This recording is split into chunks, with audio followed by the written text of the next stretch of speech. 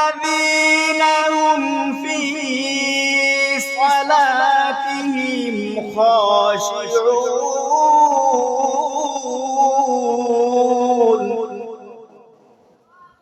الذين هم যারা খুশু খুজু সহকারে কি করেছে নামাজ আদায় নাকি বলে যারা খুশু খুজু সহকারে নামাজ আদায় খুশু খুজু সহকারে যে ব্যক্তি নামাজ আদায় করবে তাদের মধ্যে সবটাই চলে আসবে। একটা লোক যখন মসজিদে যাবে জামাতের সাথে নামাজ আদায় করবে এবং খুশু খুজু সহকারে নামাজ আদায় করবে তখন আস্তে আস্তে আস্তে আস্তে তার মাথায় সবসময় টুপি থাকবে, তার মুখে 1 বছর হোক 2 বছর হোক 3 বছর হোক 5 বছর হোক 10 বছর পরে হোক তার মুখে দাড়ি রাখবে। কথা বলেন ঠিক কিনা? আমার ভাইয়েরা রে, এই ব্যক্তি যখন নামাজ আদায় করবে, এই ব্যক্তি যখন মসজিদে আসা যাওয়া করবে, আসা যাওয়া করলে আস্তে আস্তে তার শরীর থেকে শার্ট খুলে ফেলে দিবে, তার শরীরে সুন্নতি পাঞ্জাবি উঠবে, তার পকেটে মেসওয়াক উঠবে ব্রাশের পরিবর্তে।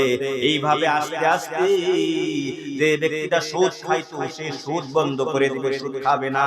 যে ব্যক্তি ঘুষ খাইতো, যে ব্যক্তি ঘুষ দিত, এই ব্যক্তিটা আস্তে আস্তে আস্তে আস্তে ঘুষ বাদ দিয়া, ঘুষ খাওয়া বাদ দিয়া, ঘুষ দেওয়া বাদ দিয়া আস্তে আস্তে সে দিনের প্রতি হইয়া যাবে। কথা বলেন ঠিক কিনা? আমার ভাইয়েরা রে, যে ব্যক্তিটা আইল ঠেলতো, আইল ঠেলা বুঝেন তো? যে ব্যক্তিটা আইল ঠেলতো আদাত জায়গার জন্য কি করতো? ধাক্কা ধাক্কি করতো। এই আদাত জায়গার জন্য মনে হয় সে না খায় থাকে। কথা ঠিক না?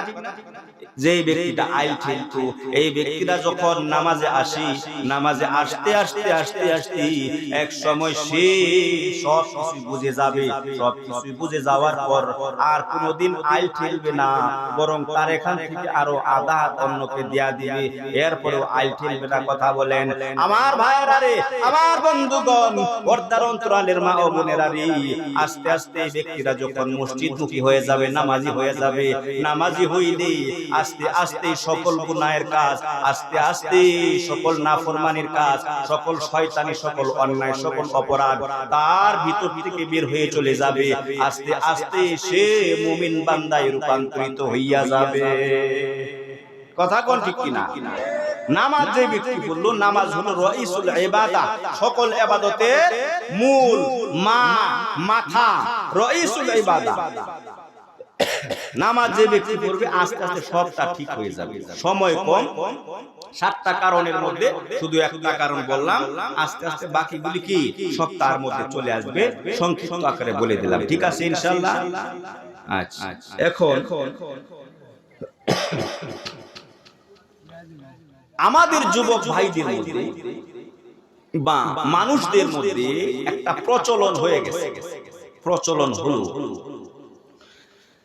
আমরা এই আলোচনাগুলি একটু কম কম হয়, তাই আমি ভাবছিলাম এই আলোচনাগুলি করে দিব। বিয়ের মধ্যে গেলে বরকে গাড়ি থেকে নামানোর পূর্বে কি দেওয়া লাগে? আংটি দেওয়া লাগে, স্বর্ণের আংটি। একটা প্রচলন হয়ে গেছে না? সেরা কি আমার হস্তা রে, সেরা কি আমার হস্তা। কথা কোন ঠিক কিনা? অহংকার দেখায় লাভ না, স্বর্ণের আংটি দিয়ে নামানো লাগে। স্বর্ণ ব্যবহার করা মহিলাদের জন্য জায়েজ আছে, সুন্দরও দেখা যায় নাকি? আর পুরুষদের জন্য স্বর্ণ ব্যবহার করা জায়েজ আছে। হুররিমা লিবাসুল হারিরি ওয়াদ যাহাবি আলা যুকুরি উম্মতি। বুখারী শরীফের মধ্যে আমার নবীজি সাল্লাল্লাহু আলাইহি সাল্লাম ডাক দিয়া বলে, যে সমস্ত ব্যক্তি, যে সমস্ত পুরুষ ব্যক্তিরা স্বর্ণ ব্যবহার করবে, হুররিমা, তাদের জন্য স্বর্ণ হারাম করা হয়েছে। মহিলারা স্বর্ণ ব্যবহার করতে পারবে, মহিলাদেরকে স্বর্ণ ব্যবহার করলে হয়তো সুন্দর দেখা যাবে, কিন্তু পুরুষ মানুষ, আমার উম্মতের মধ্যে যারা পুরুষ মানুষ, তাদের জন্য স্বর্ণ ব্যবহার করা হারাম। তাহলে আমাদের প্রায় সবার মুখে দাড়ি, টুপি, নামাজ। এখন বরযাত্রী নামাইতে হইলে স্বর্ণের আংটি দেওয়া লাগবে। এই কাজটা আমরা করব? বলেন, এই জন্য কি আল্লাহ বরকত দিবে না বিয়ার মধ্যে?